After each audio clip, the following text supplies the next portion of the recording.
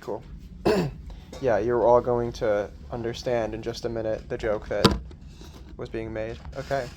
So those of you all who know me know that I am more than capable of giving a lengthy academic discourse on the nature of sacrifice in the Eucharist, going through all of its history in Judaism and its theological development. I'm not going to do that. If you want that, I'm happy to talk to you about it elsewhere, or you can, shameless plug, take my Introduction to Philosophy class and just ask about it in class. Please keep me employed. But that's not what I'm going to do today. Today I'm going to talk about my personal experience of the sacrificial dimension of the Eucharist.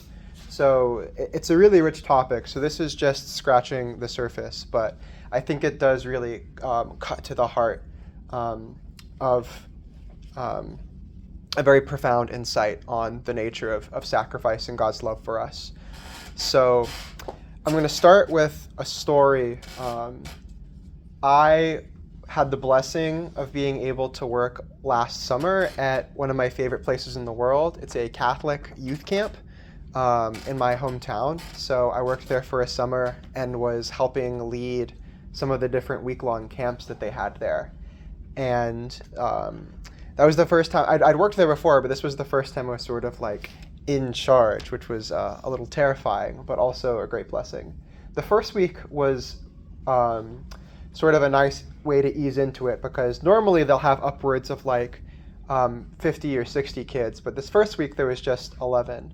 However, there was one kid who was work enough for that camp. Her name was Ella. She was going into 6th grade, and she had a lot of big feelings. She would really march to the beat of her own drum and just do her own thing. So we'd be trying to play volleyball, and we'd be playing, and she'd just walk off, just away from everyone else, and just start spinning. Just start spinning for no reason. And she would, we would be in mass, and she would just start crying. Just start crying, just too much going on, and she'd go off, and I would go sit with her. So we would be trying to like have a faith sharing, faith discussion, and she would just walk off and start wandering, just looking outside, you know. Like, imagine if Quinn just stood up and walked over to the corner and just started dancing. That was Ella. She, you know, she was something else. Yeah, she was really, really big personality, big firebrand. So obviously, I related to her immediately because she attracted a lot of attention to herself. And I was like, I get that, Ella. I understand. Just feeling things really strongly. So we would have these faith workshops every day, you know, the ones where Ella would just go off and dance during them. And one of them was, it involved the kids carrying around a rock for most of the day, and then later they'd give it up, and it's like letting go of your sins. It's a metaphor for reconciliation. It's beautiful. So anyway, Ella had a rock for like a lot of the day. And what Ella would do with it was just like play. Like sometimes she'd be like, "This is my rock, baby. I'm a mother, and this is my child." Just like pet it. Other times she would, of course, like throw it. Like she was not aggressive. Sometimes she was aggressive, but she was only verbally aggressive. She was not physically aggressive. So she would just like have the rock and just throw it up and just like watch it fall. Just like fascinated by gravity. Or she would like hold it and spin around, and I'm like, Ella, no. And she's like, why not? I'm like, for obvious reasons, Ella, obvious reasons. So there was some free time in between things, and so everybody was doing whatever. A lot of people were playing volleyball. Of course, Ella was not. She was just throwing the rock and stuff. So I'm just sort of sitting on the patio. She's like several sort of yards away. I'm just watching everyone, watching her, and she's just, you know, doing whatever, sort of dancing.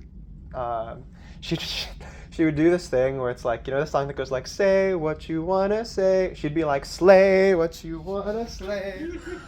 Because she would just like, because she just slayed all day. So She was just doing that, and then she just stops. She's looking around, and she takes her rock and just like starts pumping it in the air. Not to any, no one's looking except for me. She doesn't care. She's just doing her own thing. So she's pumping this rock in the air, and she starts chanting, "Sacrifice, sacrifice," to no one, for no reason, just because that made sense to her for some reason. So I see that, and I fall on the floor. I'm like on the grass rolling around laughing because it's hilarious. And I'm laughing really loud. So Ella looks over, like, what's going on? And one of the volunteer counselors is sitting like on the patio, and she looks at Ella, points at me on the ground, and says, "Sacrifice! Sacrifice!"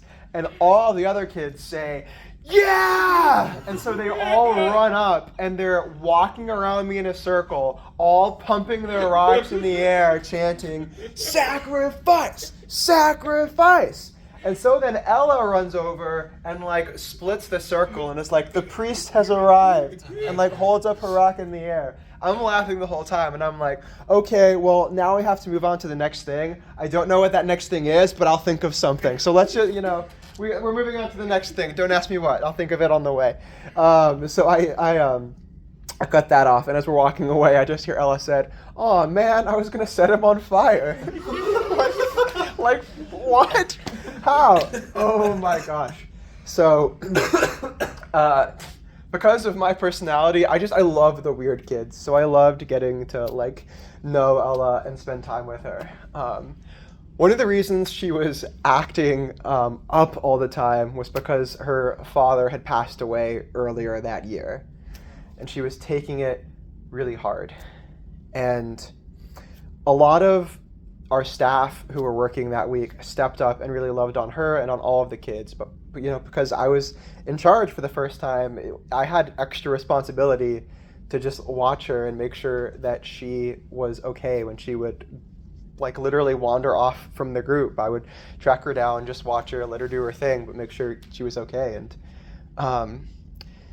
it was really, really awesome because I got the chance to really give her some love, give her some happiness that week. But it came with a cost, which was I felt her suffering as my own. You can't not hurt when someone you love is hurting. And so that was a real cost. And it reflects how there's always a cost to loving somebody. When you are happy or content in your life, then you really compromise that by loving somebody who is suffering, right? In order to bring happiness to someone who's suffering, you need to get close to them and live in their suffering in a real way, live in their pain, and bring happiness into that. And that's key to the movement of the Eucharist, right? In order to love Ella, I had to follow her into her suffering, sometimes literally, because she would just wander off. I'm like, okay, I'm gonna, she's off, she's crying, she's suffering, I'll be with her. That's painful because I don't want her to suffer, but I will be with her. I'll bring her some peace and some happiness. So this dynamic is absolutely crucial to understanding Christ's salvation and his salvific work. So we talk about Christ saving us, and we talk about the history of salvation, and it's really important to understand why. So we're being saved from sin. So what is sin? Who can tell me what sin is? This is an easy one. Separation from God. Rebellion. Absolutely. It's separation from God, rebelling from God, turning away from God, right? And what is the ultimate consequence of sin? Death. Absolutely. Which makes sense. God is the fullness of life. He's the bringer of life. And if you separate yourself from life, it makes sense that you would enter into a place of death, separation from life, right? So, by sin, we belong to death. We give ourselves over to death. Death has a claim over us, right? Because we keep giving ourselves to death through sin. Okay, so how do we escape the claim of death? Sacrifice. Salvation, right? Sacrifice. Okay, what do we sacrifice in order to escape death? How do we do that? I guess like our attachments. Grow closer to God. Sure, we can give up our attachments, but does that change the fact that we've already sinned? Oh no, it does not.